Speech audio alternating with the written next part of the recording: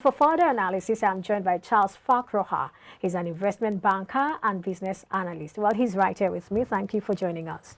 Thank you, Pepeshwa. All right, so we just had the stories, 4 of them. Let's start with the one you think you would like to talk about. Okay, let's look at the Nigerian Content Development and Monitoring Board. Okay, NCDMB. Yes, according to the Executive Secretary, Wabote. A fine engineer, he's doing his job very well. It's long overdue. How can you have insurance companies that are operating in Nigeria, oil companies to say, and they want to do insurance for their asset or even liability? They tell you our Nigerian insurance firms cannot take that risk. Now, have we looked into, what their claims like? Is it actually true? Yes, in the time past, because I know I was involved sometime with the then DPRO.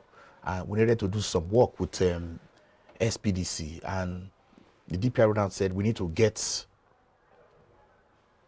something from an insurance company. That we reached our insurance company. We have taken an insurance cover for the kind of jobs we want to do for them, And we now went to an insurance firm. Of course, they even told us that this is an insurance firm you need to go to, because the other ones cannot take that risk. They don't have the capacity. And and at that time, I wouldn't blame the oil and gas company, because they are dealing with sensitive equipment. And if you now you want to take a risk, and you are having your risk experts, that is the insurance firm, cannot undertake that risk, then of course, their operations will not go on smoothly. Now, talking about capacity, what are the things that make up this capacity? Financial capability. Okay. That is, how strong are these insurance firms?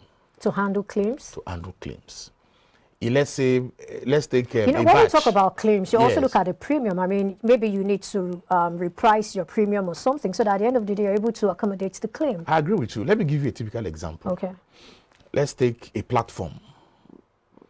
It's not just one insurance firm that will come and take that claim for an oil company. You have consortium of insurance firms. They come together, put their resources together, and because if anything happens to that platform, of course, it's a lot.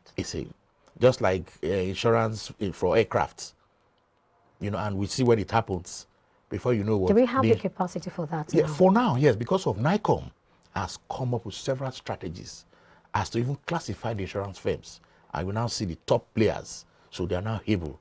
And of course, it's already a law that if you are doing business, oil and gas, and you want to insure your asset, you must make use of Nigerian insurance firm. And there's nothing wrong if, as an international insurance firm, you partner with a Nigerian firm, a local firm here, give them that capacity, and of course, you still get the business. So I'm so happy that it is now being done, because that is going to develop our insurance sector.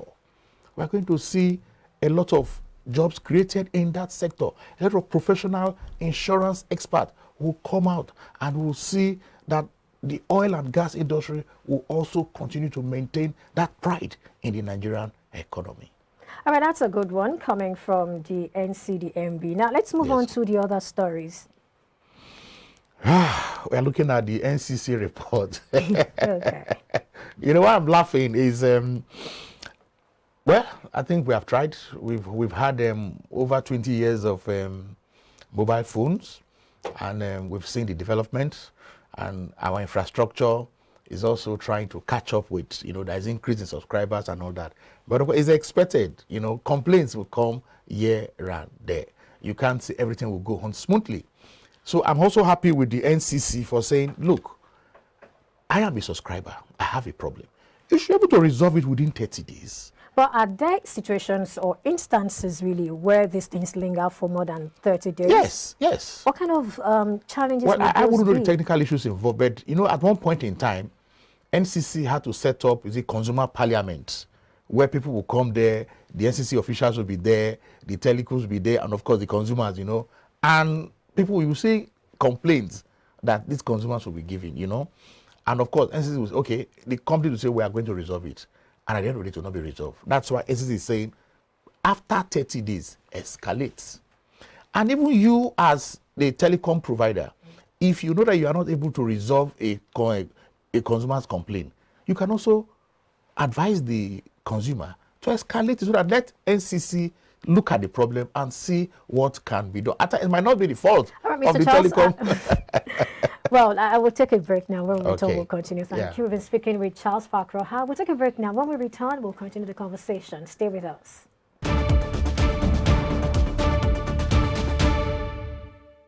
Welcome back, Charles Fakroha, still with me in the studio today. So before we went on that timeout, we're talking about the NCC's directive to consumers. Let's pick up from there.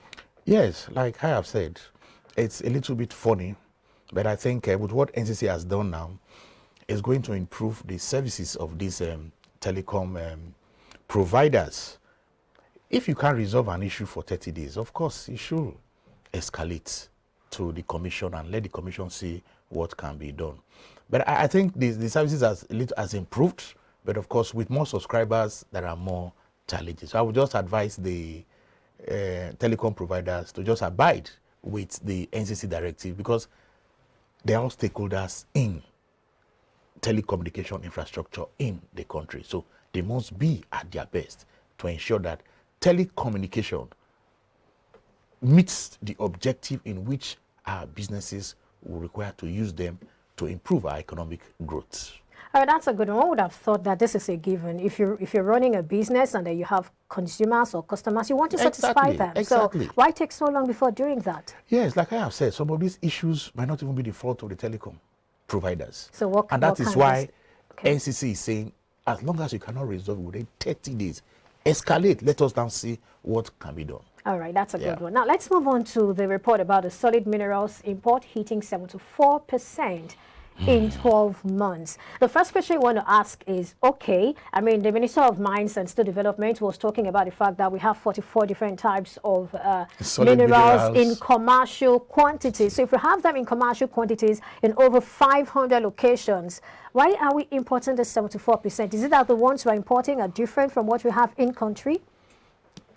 Again, it's I wouldn't say a Nigerian factor, because there's nothing like Nigerian factor. It is we Nigerians that have decided not to be ethical in our operations.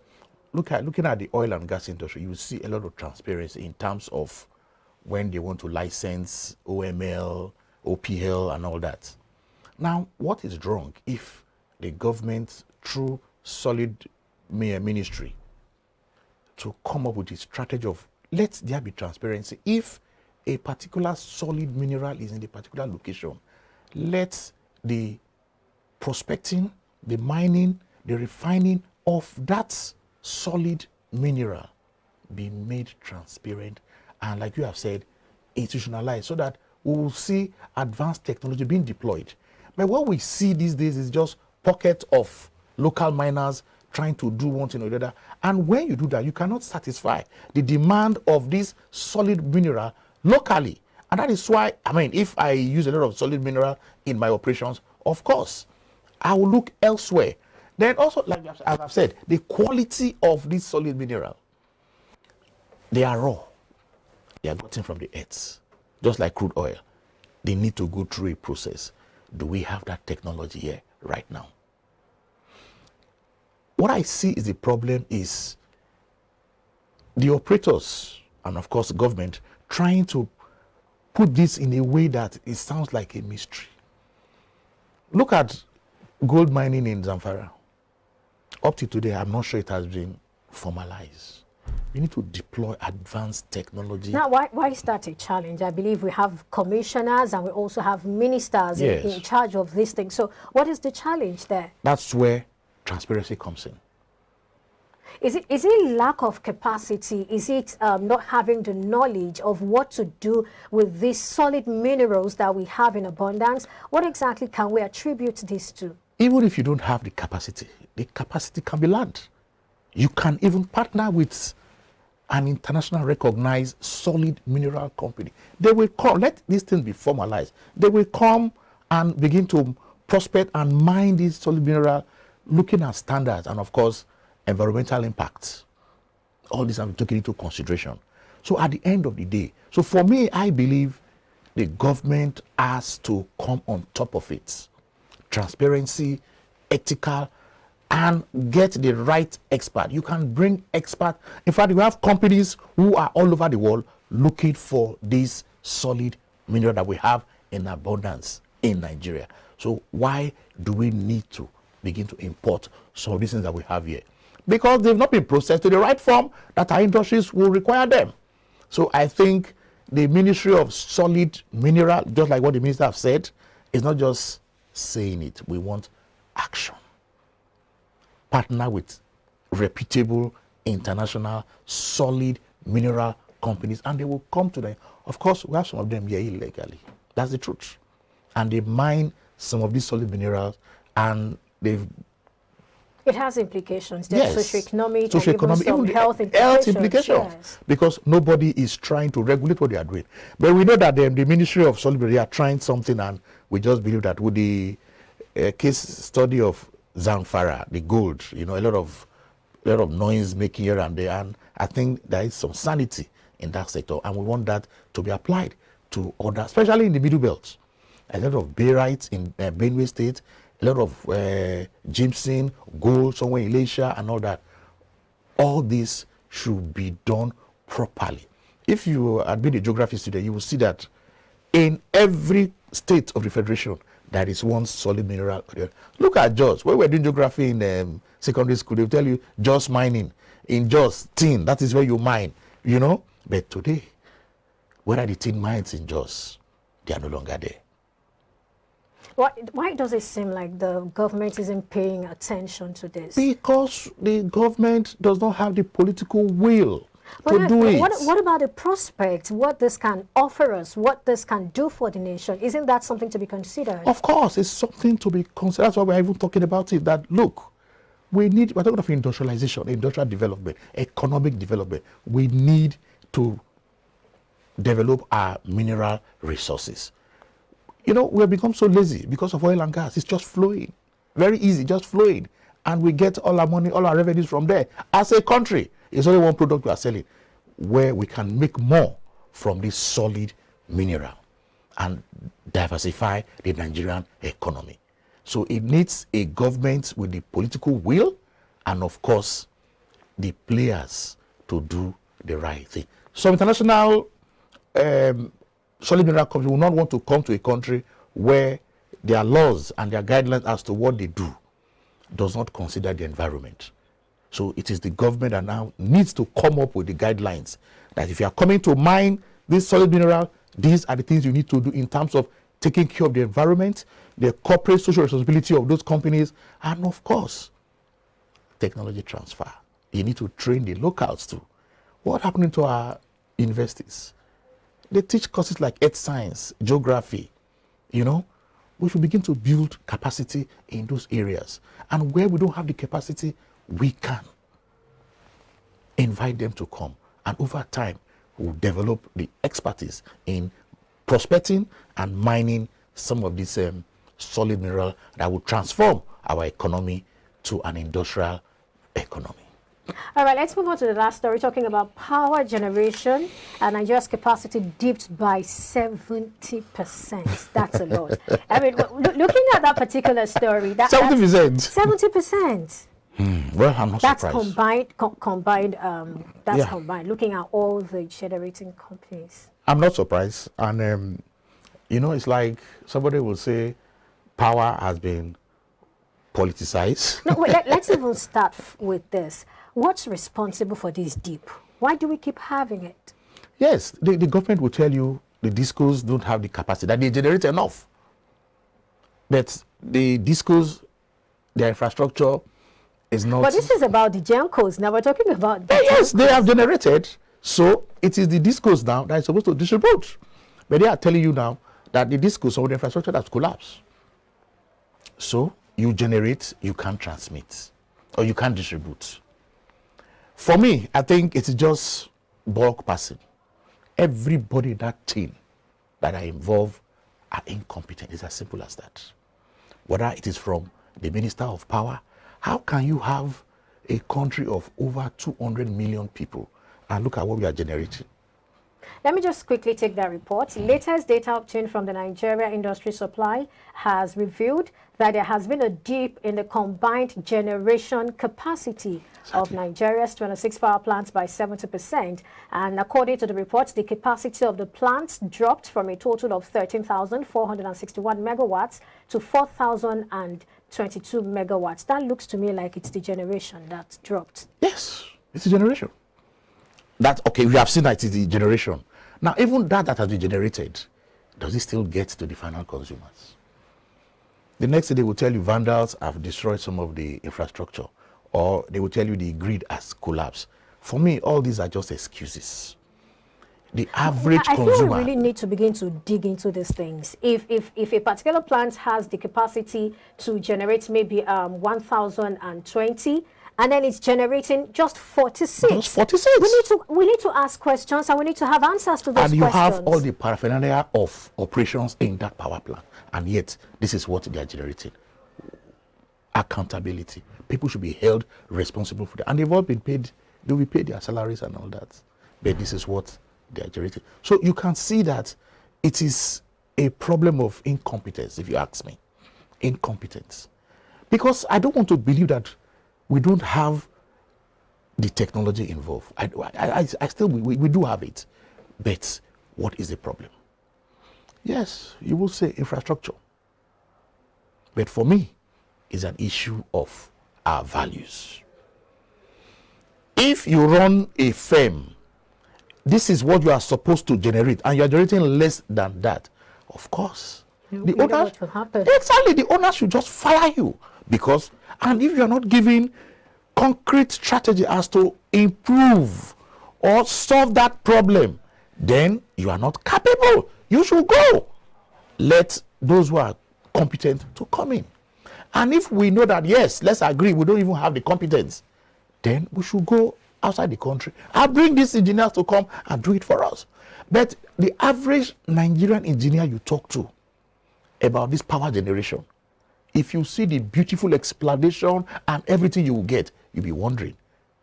So we have this knowledge, we have this capacity. So what is the problem that you just read a plan that is supposed to generate, I mean, it's generating 46. 46. What are we talking about? You know, there was a power minister we had sometime. I don't want to political, who said, if a government cannot provide light for you 6 months, you stone that government. What have we seen now? I will speak specifically in my area where I live, one of the notable estates in Lagos, Festac. 3 good weeks. The next thing we heard, power has, the grid has collapsed. And the grid keep collapsing and collapsing and collapsing. And you're asking yourself, and people, somebody is a power minister, somebody is a power secretary in that ministry, you have engineers there working. And how did they wake up and go to work on a daily basis? Because that is your responsibility. We used to have works and power, you know, something like that. Works and housing. Power now was separated from those ministries, and we have just power. Do you know the name of the Minister of Power? We don't even know. So for me, it shows incompetence. And if we say, okay, they will tell you they have spent so much money. Previous government spent so much, and now they inherited so much and all that. For me, all that is an excuse. If you run a firm, you are taking over as a managing director of a firm, you are brought in because the owners believe that you can turn it around. And if after this period you have stayed, maybe as a managing director of a company, you have a 5-year tenure. After 3 years, you are still complaining. What does that show? You are incompetent. So the owners of the firm should just tell you to go and try to get somebody who is competent so that we generate enough electricity and Nigerians are willing to pay. You know, earlier you were going to talk about the political will and all of that to solve these issues. Do you think that's what we also need here? Yes, I think we also need that. We have to be honest, because some persons will tell you a lot of money has gone under the drain concerning this power issue. And I'm asking, who and who were involved? Would people just carry money and you don't account for what has happened, and that is the end? And looking at the process, are we even sure that this licenses go to people who actually have what it takes to power Nigeria? Well, I wouldn't want to go into that, because if I, as a investment banker, I'm advising my clients to buy an asset, a government, will have done all our due diligence before we even commit money. Some of these licensee, they are saying, is not what they bought that they are saying. You know what I'm saying? That is, and that's an indictment on the government, isn't exactly. it? That's it. So people have even said they should revoke the licenses of some of these schools because they are not competent. But they will tell you these things were government assets before they were sold to them, and this is the problem. It's all right. I think this is a good place to wrap up this conversation. Thank you so much. But I think there is hope. Okay. Yeah. Thank you so much for sharing your thoughts with us. Thank you very much for having me. Absolutely. Well, we've been speaking with Charles Fakroha, and still to come after the break. The federal government describes the divestment by international oil companies from the Nigerian oil and gas sector as a threat to the oil industry. Challenges indigenous oil producers to see this development as opportunity for domestic players in the space. Well, that's our next talking point. That's our next talking point after this break. Stay with us.